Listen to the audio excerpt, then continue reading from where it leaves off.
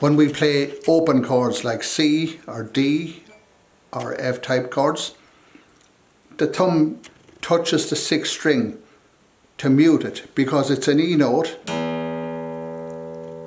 It doesn't harmonise with these chords. But when we come to an E minor or an E, the thumb comes off because that E complements all those notes. Here's an example.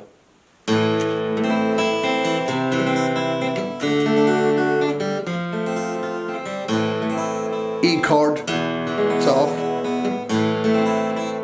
and E7. When we did 6-string bar chords, we covered, as the E changed to an F and a G, it complemented all the bar chords up along the guitar.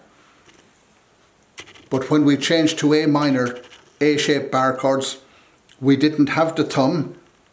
When we turned the fingers into the bar position, we used the first finger tip to bar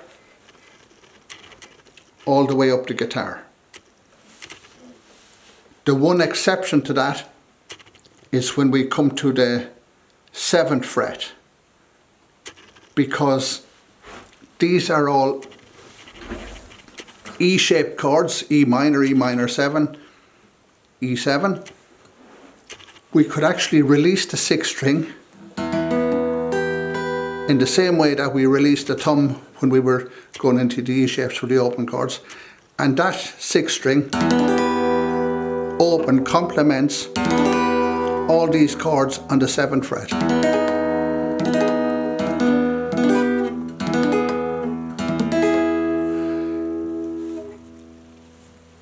Classic example of this again would be Cocaine by Eric Clapton,